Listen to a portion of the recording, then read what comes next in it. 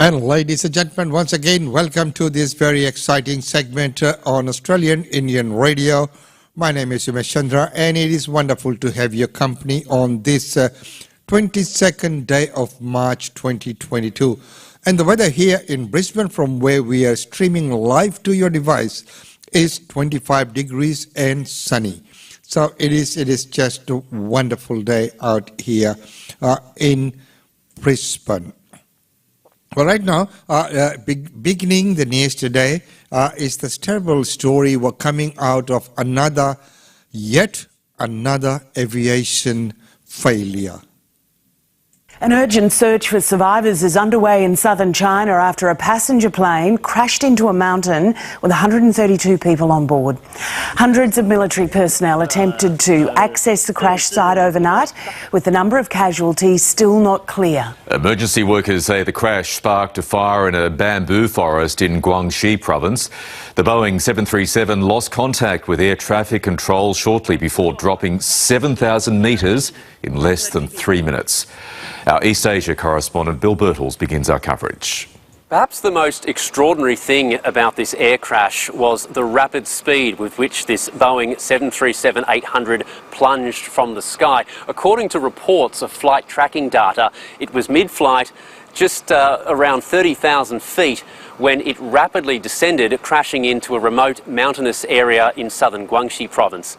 Now, this China Eastern flight had taken off in the southwestern city of Kunming.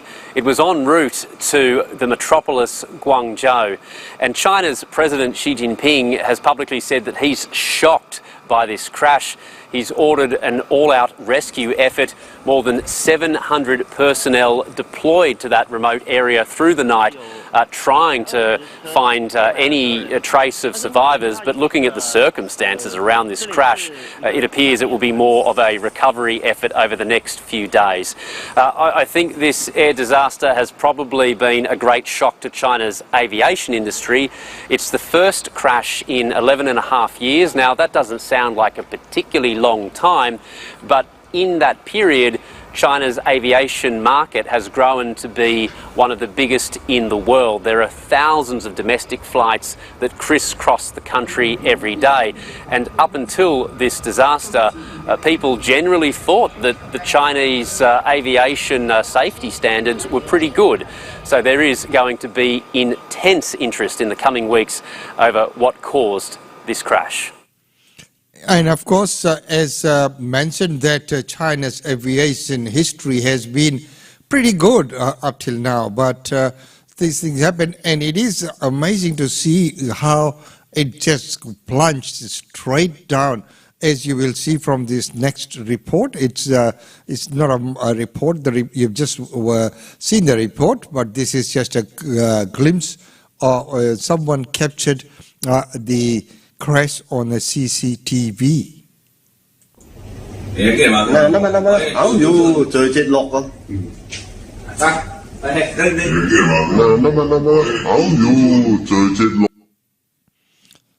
So as you can see, that was a straight down nose tip.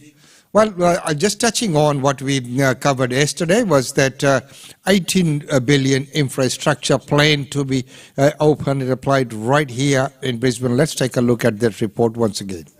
A rare show of unity. The Prime Minister, Premier and Brisbane Lord Mayor, for once in step, getting together to ink a $1.8 billion plan for the southeast.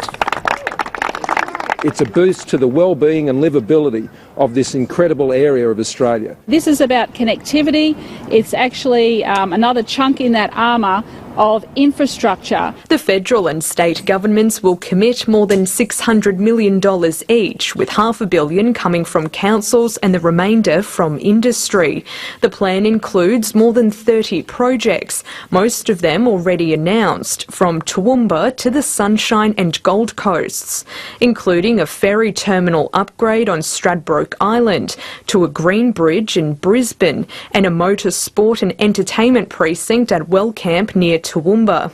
There's also cash for studies to improve digital connectivity and better transport corridors. What we're seeing today is the first 5 years the foundation of a city deal that will last for 20 years. The plan's centrepiece is the $450 million Gabba Brisbane Metro, which will be a key hub for the 2032 Olympic and Paralympic Games. The new Gabba station is much more than a new station. It's a major new transport interchange. All this money, but no word yet on whether the Commonwealth will pay half of a $770 million flood package to help affected residents repair or sell their homes. And we're working through some additional requests that have been made by the Queensland Government that we received on the weekend. This was Scott Morrison's second visit to Queensland in less than 2 weeks. He held 5 separate media events in 8 hours, crisscrossing from the city to Scarborough, Caboolture and Wacol. While a federal election is yet to be called, it sure feels like a campaign is well underway. Rachel Rieger, ABC News. Campaign is well underway. Well, that's one way of looking at it. So he's out there in the fields straight on as the election day is tipped to be the 14th of May. It is predicted. It could, we could be wrong, but that's what it's been predicted at. Well, right now let's move on and let's go on to our next news, which is on climate change. Well, look at all these things, the number of the rains, natural events which do take place. Nature has its own way, but the climate change activities think the otherwise. So let's take a look at that report.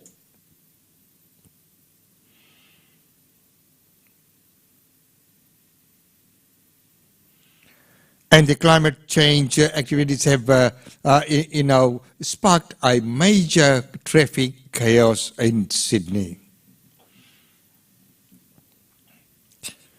Now, of course, the other area, as you can see, it's all backed up for a long period. And of course, the other area where we are really working on, and there's lots of talks on this particular segment, which is the childcare. So what's happening in the childcare industry? There seems to be a lot of shortage. The childcare desert is when there's more than 3 children vying for every childcare place. That's the definition of a childcare desert. And there's, as you said, there's about 9 million Australians in that situation. They're across every region. They're more likely to be in rural and remote Australia. And I think in terms of what it's like, it's a family who has difficulty accessing childcare is going to have a very different experience in a metropolitan area versus a rural and regional area. And I think that's one of the strongest kind of findings that came out of our research. So if you're if there's no childcare available in your suburb, in the major city, you might have to go an extra 10, 20 minutes, another suburb over. There's a lot more providers around. But if you're in a regional or remote area, if 1, 2, 3 or 4 providers don't have childcare available or don't have the days available or only vacancies for certain age groups, then the next available childcare could be half an hour, 2 hours away. And what that means, if families can't find the care they need, then they're not going to be able to work. Indeed, and I wanted to raise that point. How important is it that adequate childcare places more generally are available for women getting back into the workforce, their financial security, their family's financial security, and the greater good of the economy at large? Absolutely. I mean, it's going to play a huge role. And I mean, childcare plays many functions, has many roles. And one of those, I think, is to encourage workforce participation. Certainly the system's set up to encourage workforce participation. It's the main reason behind the federal government's funding of it. What we found was that there was a correlation between how many women, mothers in particular, with children aged under 5, and their workforce participation and the availability of childcare. So in many ways, that's going to be that's how the system is set up. It's going to try and respond to that demand. But it also works the other way, so that if there's not enough childcare places, then a family's not going to choose to go to work. Well, so what's it going to take to change this? I know it's a very big question at 6:30 in the morning, Peter, but I mean, it's a serious issue. So many families rely on childcare. The economy relies on a properly functioning childcare system. What needs to be done? Well, I think that there are many different ways that we could tackle this issue, but I think the first thing that we need to do is just change how we think about childcare, the early learning, the early education, childhood education and care sector. we're not going to be able to solve this problem if we keep doing things as we do at the moment. I mean, basically, we don't put children at the centre of our childcare system. Certainly the educators put children at the centre of the childcare system. But structurally, it's much more like the airline industry, actually. Providers choose where to operate, how many places to offer. They won't go anywhere where there's too much risk. They're encouraged to go where there's the greatest reward. So that's usually where there's in more wealthier suburbs where they can charge more. So I think what we really need to do, the first step we need to do, is just make that decision that we want to do this differently and to look at a different approach. Looking at a different approach, well, my approach for my outlook to whole of this thing is quite different. Many people might not agree with that. But of course, I mean, look at a system which we are trying to create that, women can go to work so that they can work, earn some money and pay for the child care. So wouldn't it make sense that if she just stayed home and looked after the children, wouldn't there be a little bit more bondage between the child and the mum? So here we are, she has to go to work to earn money, then to be able to afford child care. So, if you look at the olden days, in the olden days, there was no child care and there was no aged care either. So these two segments are within the society we have created. We have created this by the culture and the work ethics and everything that we have created. God created moms because, God could not be everywhere, as they reckon. So, that loving, caring nature, that bondage that a mom has with the child in those very early years is absolutely paramount. It is absolutely important. So I think today's society needs to really rethink of all this. And as they're talking about fixing this, fixing that, putting more money in and whatever, I know one of our workers had to leave because of the child care, the amount of money that she needed to earn to be able to afford child care and all this. So, it just doesn't make sense at all, the way everything is structured. Well, that's my personal thoughts, that's my personal opinion. I truly believe that mothers need to be with the little ones in those formative years. It is very, very important until they can go to that early learning stage or whatever. That is a little bit different when they need to go to, interact with others and go into that learning environment. But I think it is very, very important that mums too spend that time with that. See, in the olden days, there were today we all complain about, a lack of child care and the need for many aged care facilities as well, and they're getting bigger and bigger, meaning the way the society is structured today, these are two areas which we are not able to cope with. We are not able to look after our children. We are not in a position to look after our elderly. And then they need to go into the old people's home and aged care and the likes.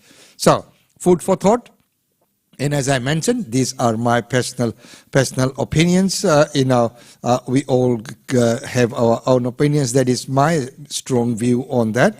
And I've made that public many, many times. Well, right now, moving on, as I reckon that progress must move on, progress must happen. So right now, let's take a look at the construction that's begun on the Paramount Bridge.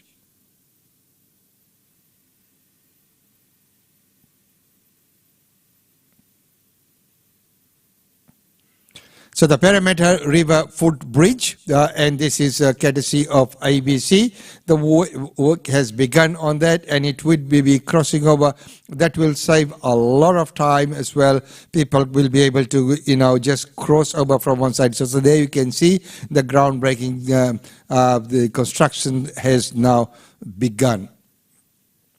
While that's happening there in Parramatta, the footbridge over Parramatta River, right now what else is also happening is looking at Gold Coast skateboarders, and not long ago there was a whole lot of them who bombarded an area of our river walk right here in Brisbane, but here's the whole lot of skateboarders descent on Gold Coast. Welcome to Bowlzilla. a celebration of skateboarding on the Gold Coast. It takes a bit of guts to come down here and pretty much eat concrete. For the past week, skaters like Tora Waldron have been showing off their skills. So you really have to just have like that little courageous flick in the back of your mind that just says, I want this, it's going to hurt, but I want this. Olympians Keegan Palmer, Poppy Olsen and Kieran Woodley have won Bowlzilla in the past. Up for grabs, the highest equal prizes for men and women of any skate event in Australia. Once we started matching that equal prize money between the Opens, men's and women's, it wasn't that hard to get people to come every year. So we've created just like a little family. It's something skater Sarah Huston says should be the norm. Women put their body on the lines as much as the men do, so it's, why not get equal pay? She's been holding learn to skate classes for girls and media workshops for women interested in the industry. Skateboarding's a male-dominated sport for sure, always has been a bit of a boys' club. But that's changing. There are so many girls getting on boards now, and I think after the Olympics, so many more people were exposed to it. She runs her own media company dedicated to telling the stories of female skaters. If we don't see it happening, we'll make it happen ourselves, and unfortunately that is what happens with a lot of people that advocate for women's rights and any rights. Opening doors for the next generation. Dominic Hansdale, ABC News, Gold Coast. Doors for the next generation, and that is very, very important as well. Well, right now, as I mentioned before, that there's so much that we can talk about, but we're also mindful of time. So before we go to our daily India report, let's take a look at that ever-worrying situation in Ukraine. Second curfew has been announced for the capital city Kyiv as Russian forces continue heavy fighting and bombardment. Our correspondent Barbara Miller is in Lviv for us in Western Ukraine for us this morning. Barbara, good morning. So Kyiv will be under curfew for 35 hours. That's right, Michael. In fact, that curfew has already begun. It will go on until Wednesday morning local time. That, as you say, is a total of 35 hours. Shops, pharmacies, petrol stations will all be closed during that curfew. Now, the mayor, Vitaly Klitschko, announced that following the shelling of a shopping mall in a residential area. 8 people were killed, it's reported, in that attack. The Russians say that the shopping mall was housing weapons, claims denied by the Ukrainians. A number of apartment buildings, the mayor says, are now no longer inhabitable following that attack overnight here. He says in total more than 70 apartment buildings in the capital have now been destroyed in what's now 3.5, getting on close to 4 weeks of war. And as you say, Kiev, the capital, continuing to be under heavy bombardment pretty much every night of this conflict. The city of Mariupol continues to be a key flashpoint. Ukraine, Barbara, is still refusing Russia's demands to surrender that city. That's right. Ukraine never really entertained those demands. Russia said it would offer civilians and the military safe passage out of the city if they laid down their arms. That was a non-starter for the Ukrainians. It's very difficult to know what's happening there today. An offer that the Russians made of those corridors was off the table after the Ukrainians officially rejected laying down their weapons. So there's no corridors even being attempted there today. There were a couple of journalists in there from the Associated Press who've been documenting, I guess, the horrors of that siege over the past couple of weeks. They've now come out of the city. One of them has given a pretty searing account of his time there and of his escape, saying he felt numb, he felt ashamed, he said, to be leaving behind people who had helped shield him as the Russians, he said, came hunting him. His name was on a list, he said, of people they were hunting down.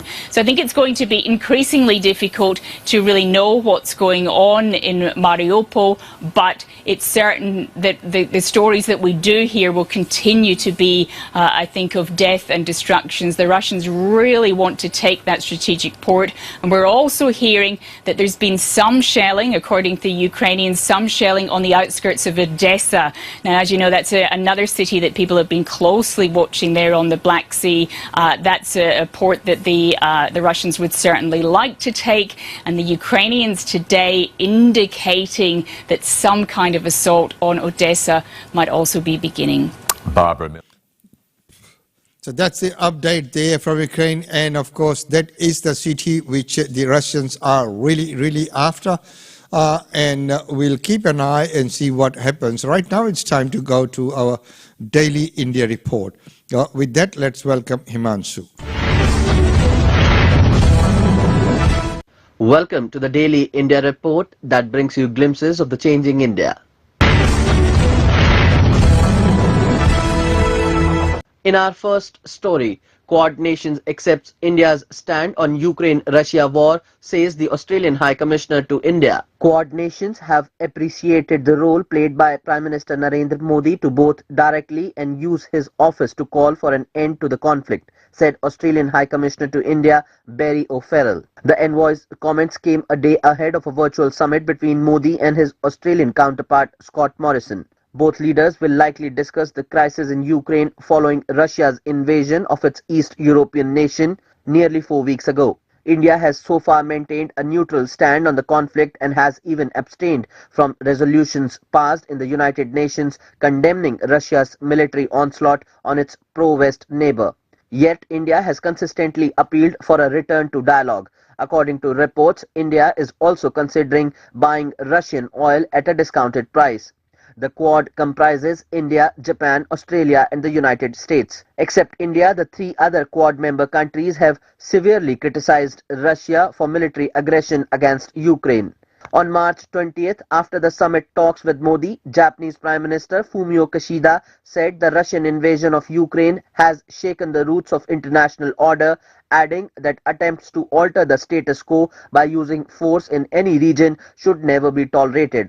Earlier, White House Press Secretary Jen said India taking the Russian offer of discounted crude oil would not be a violation of the US sanctions on Moscow, but underlined that countries should also think about where you want to stand on the issue. Indian Meteorological Department says the depression over the southeast Bay of Bengal will intensify into a cyclonic storm called Asani on 21st March. The Andaman and Nicobar Islands are already experiencing heavy rain. India Meteorological Department on March 20th said that Cyclone Asani is likely to intensify into a deep depression during the next 24 hours. Indian Coast Guard ships have been shepherding the fishermen out at sea and issuing weather warnings ahead of the upcoming Cyclone Asani.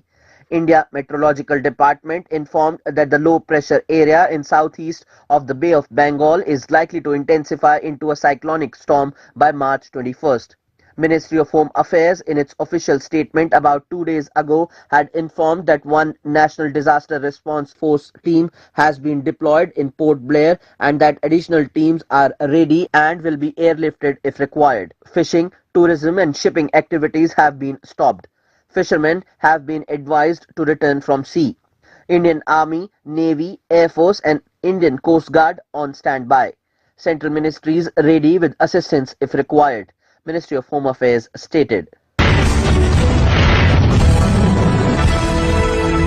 Indian Prime Minister Narendra Modi has said Japan will invest more than $42 billion in India over the next 5 years. India and Japan have set a target of Japan investing 5 trillion yen or $42 billion in the next 5 years. Prime Ministers of both countries announced this after the 14th annual summit in New Delhi, where several agreements were signed.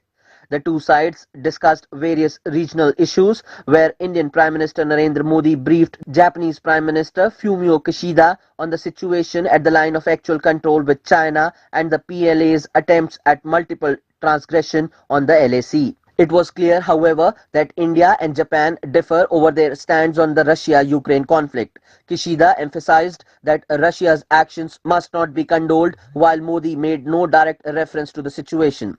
This was the first India-Japan annual summit since 2018. Modi said that as the global post-COVID recovery process falters and geopolitical developments present new challenges, a deepening India-Japan partnership would have an impact on the Indo-Pacific region and the world. The two leaders had also discussed strengthening bilateral cooperation, including at the United Nations. The two sides also exchanged 6 agreements on cybersecurity, economic partnerships, wastewater management, urban development, a clean energy partnership, and an agreement on promoting bamboo-based products from the Northeast region. The 2+2 meeting of foreign and defense ministers in the next few months is due to take forward agreements on the strategic partnership. Modi is expected to visit Tokyo in May or June to hold another bilateral summit with Kishida and attend the Quad summit with the US President and the Australian Prime Minister. New York's famous Mandarin Oriental Hotel now belongs to billionaire Ambani's Reliance Industries. The Mandarin Oriental Hotel in New York now belongs to billionaire Mukesh Ambani's Reliance Industries. Set up in 2003, Mandarin Oriental New York is an iconic luxury hotel located at 80 Columbus Circle, directly adjacent to the pristine Central Park and Columbus Circle. This is the second acquisition of an iconic hotel by Reliance in less than a year. In April 2021, Reliance acquired Stoke Park Limited in the UK, an iconic locale that has been the setting for 2 James Bond films. The 2 iconic locales add to its current stake in Oberoi Hotels and hotel-managed residencies in Mumbai that it's developing.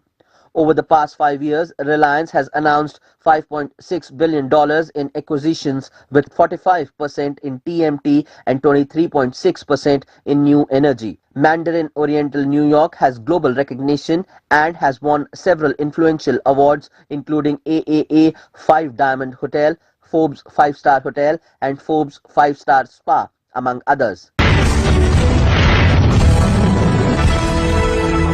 The bilateral trade between India and the United Arab Emirates is projected to touch $100 billion in 5 years. The bilateral trade between India and the United Arab Emirates is projected to increase from the current $60 billion to $100 billion annually within 5 years of implementation of the India-UAE CEPA, Comprehensive Economic Partnership Agreement.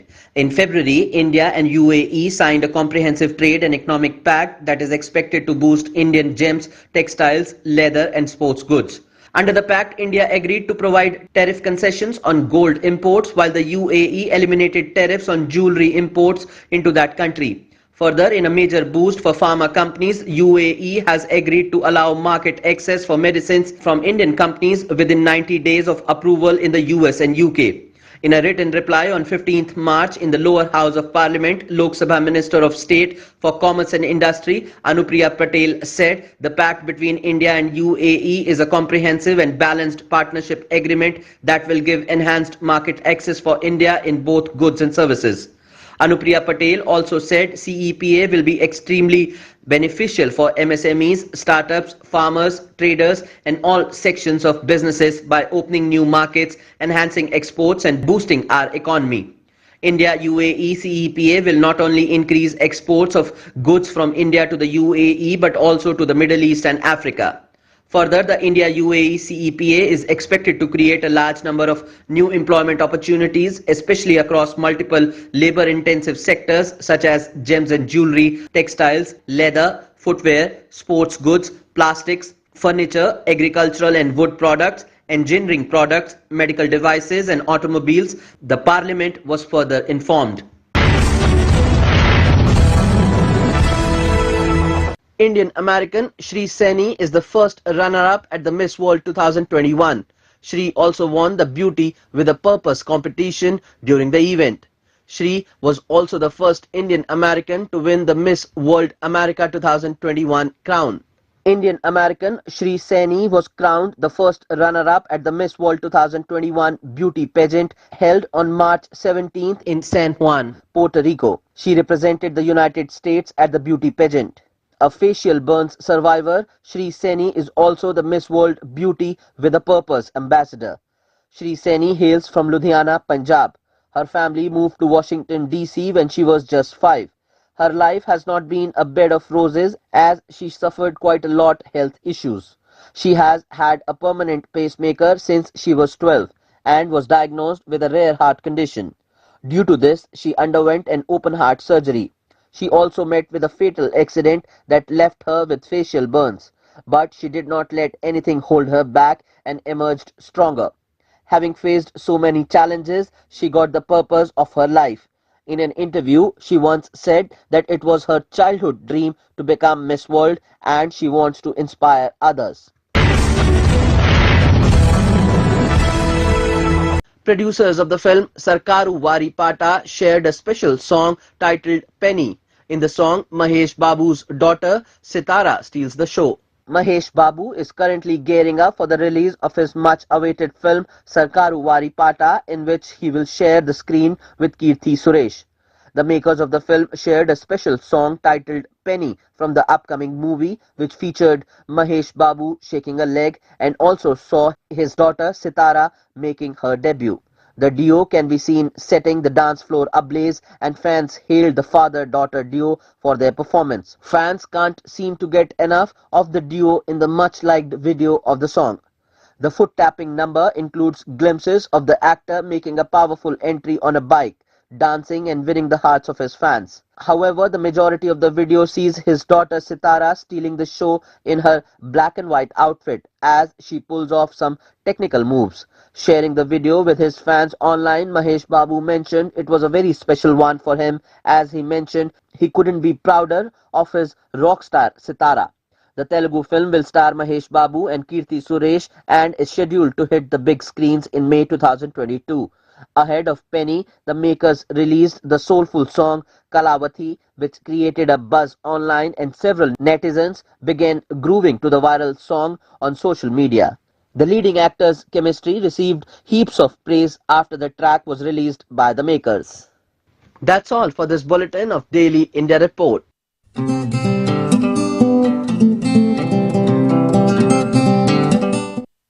And that's about all we have for you, ladies and gentlemen, in this segment. Of course, we will be back tomorrow at 10 a.m. of course, the real estate update with Usha Chandra. And of course, we will have the news segment at 9. So until tomorrow, it's goodbye from us. It's been wonderful having your company. We'll see you tomorrow.